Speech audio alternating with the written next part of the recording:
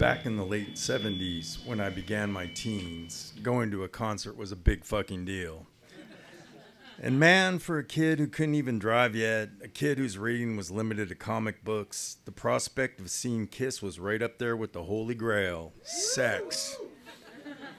Hell, Kiss was a living comic book, a loud four-piece band done up in superhero costumes and kabuki makeup, with a massive stage show that included stunts, fireworks, and a laser light show. What else could a kid ask for? Me and my buddy Rolo were so obsessed with Kiss, we decided to do an air band version of one of their songs in our school talent show. At our first rehearsal, Rolo's dad's tall JBL speakers thumped so loudly the plate glass windows shook. I held his grandma's broom like Kiss's fire-breathing bass player, Gene Simmons, my feet spread wide, flicking my tongue just like he did. Rolo strummed his Strat, an old tennis racket, doing his best imitation of Paul Stanley, the guitar player and lead singer. Rini, Rolo's little brother, played the drums with two broomsticks. Until we could enlist some other willing fool, Rolo's half-dead dog, Miss Pugs, was our fill-in for Ace Frehley, Kiss's lead guitar player. We tried to coax her to sleep where Ace would have been on stage, but she kept limping away. We were a few bars...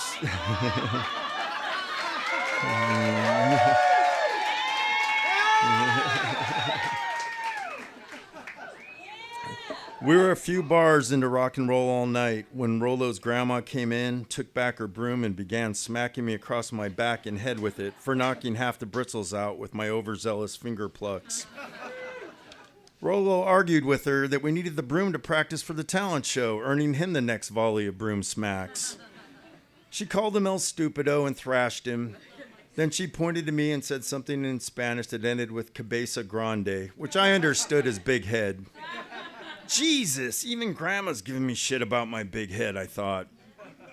At that point, Rini lost interest and went off to play Nintendo, and our fill-in Ace dragged her ass across the living room carpet, which earned her the next volley of smacks. That night, Rolo's old man, Big Dez, drew himself a draft beer from his kegerator, then headed to his prize stereo. When he saw my Kiss Destroyer album on the turntable, he yelled, "Rolo, you and Big Head Johnny get in here and pour yourselves a beer." Beers in hand, we stood there sheepishly as Big Dez handed me my Kiss album. I remember him saying something like, "Big Head Johnny, take this shit home. Sit down and I'll play you two Nimrods some real music." For the next hour or so, we drank Bud and listened to B.B. King, Muddy Waters, Howlin' Wolf, Elvis, Willie Nelson, Johnny Cash, Patsy Cline, and Hank Williams. When he put on Barry White, he got to his main point. You two dodos will never get laid listening to those cartoon characters. Then, a few days later, something magical happened. Rolo and I were sitting in my room listening to Kiss Alive on my shitty stereo, and my old man came in. "I need to talk to you two." My mind raced. Did he notice that six-pack of Ham's beer we snatched? As a preemptive strike, Rolo told my dad we'd turn the music down and start studying for our math class, the one we both eventually failed and had to retake in summer school. Then, in some wonderful twist of fate, my old man handed me the San Diego Union Tribune folded to a full-page ad. Kiss was playing at the sports arena. Some new band we'd never heard of, Cheap Trick, was opening. "You guys want to go?" he asked. Did we want to go? We were Kiss fucking Army. Hell yeah, we wanted to go. Seeing this as a blessing and an opportunity, Rolo said, "Big Head Johnny, let's bail on that stupid talent show and do a full Kiss tribute concert for our friends when the school year ends instead." Always game for Rolo's half-baked ideas, I was all over it like a fly on shit. When the night of the Kiss concert finally rolled around, my old man dropped us at the sports arena, handed us $20 and our tickets, and took off. We made our way through the parking lot, stopping at several tailgate parties trying to score free beer. The closest we got was getting pelted by a few empties. Not to be deterred, Rollo, who started shaving in second grade, proclaimed, "I'll buy us beer." By the time we found a place off Rosecrans that would sell Rollo suds, we had 15 minutes before Cheap Trick went on. So we ducked in an alley behind the sports arena, slammed down a quart of shitty malt liquor apiece, then sprinted for the doors. When we got to our nosebleed seats, Cheap Trick launched into their classic opener, "Hello There." Before the first song finished, the smell hit us. Weed! As Cheap Trick played, joints began getting passed down our row from both directions. We were completely cross-faded by the third song. When Cheap Trick finally ended, Rollo said, "Hey, Big Head Johnny, let's go down and try to get backstage." "Let's do it," I cried. For the next half an hour, we wandered all over the sports arena, weaving through thousands of stoned teenagers in a haze of pungent dope smoke. Unfortunately for us, we were so wasted, we failed to notice the emergency exit sign on the door leading to what we thought was backstage. Rollo pushed through the door, me hot on his heels. Just as the door began to swing shut, the crowd exploded in cheers as Kiss took the stage. Our young ears still ringing from the opener, we barely noticed the alarm go off. The door slammed closed behind us, and we found ourselves in the parking lot. Fuck, now what? We both started pounding on the door. Amazingly, a cop opened the door and asked if we were the two idiots who just set the fire alarm off. Before panic could set in, Rollo, God bless him, came to our rescue. He said, "No, sir, a group of older kids pushed us out the door, and they even stole our new Kiss t-shirts, too." Then he employed his best get-out-of-trouble trick, the one he reserved for the worst jams. He turned on the waterworks. I knew the drill. I nodded, staring grimly down at my Chuck Taylor, shaking my head. The cop just looked at us with that inscrutable cop look. He asked us what the kids who robbed us looked like. Quick with an answer, Rollo said, "3 of them, big guys, 200 pounds each, seniors in high school, maybe even college kids." Then, describing almost every other dude at the concert, I brilliantly added, "Oh, and they all had long hair." The cop just shook his head, probably thinking we were the dumbest shits he ever met and not worth his time. Finally, he sighed and said, "Go back in, head to your seats, and stay put. I don't want to see you two again."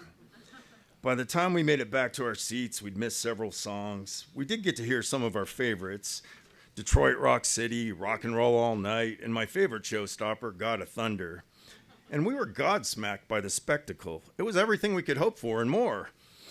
After the show, we made our way across the main drag to the Tower Records parking lot where Big Dez was picking us up. Our alcohol buzz was long gone, but we were still high as fuck and reeked like weed. By the time Big Dez arrived, an hour late and 3 sheets to the wind himself, the only people out in the street were hookers and Navy boys looking to buy a few minutes of passion and a new STD. As we climbed into the station wagon, Big Dez handed us each a can of Bud, put Elvis on the 8-track player, shook his bald head, and headed home. And then he called us Dodos. On the night of our epic Kiss tribute concert, we had re-enlisted Rini to play drums.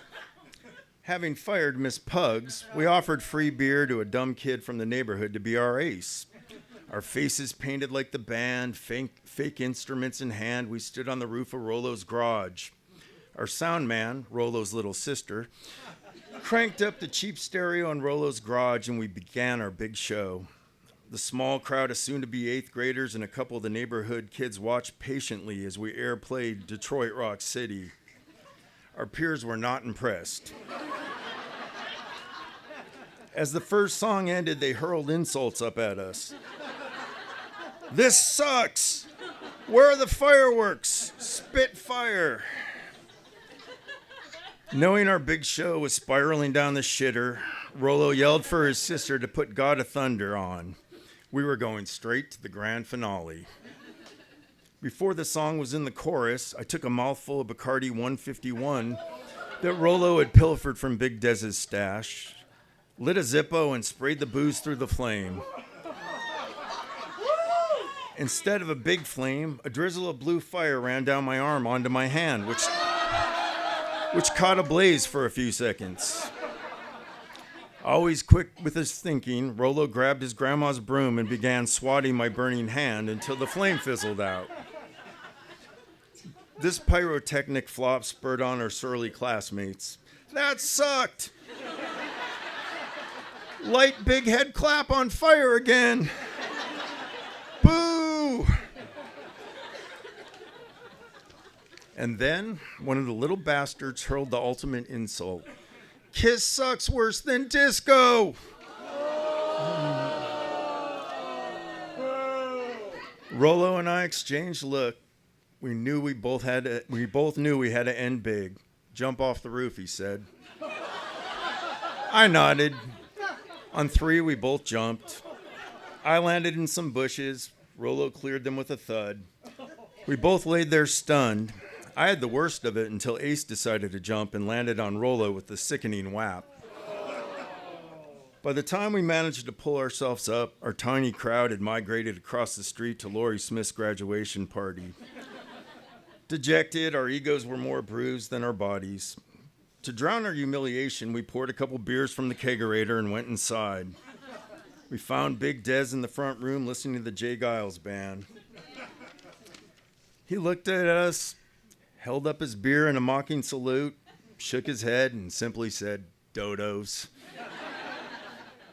All these years later, I know that first concert set off a lifetime of loving long music. But I can honestly say Big Dez influenced my taste way more than Kiss ever did. I love classic blues and country and all the alt-country bands those artists influenced. And I'd rather see a show in a bar than an arena any day. Last year I saw Kiss was doing their final tour. It made me smile, but it also had me wondering, how many more shows does this deaf old dodo have in him? JD Clapp, everyone!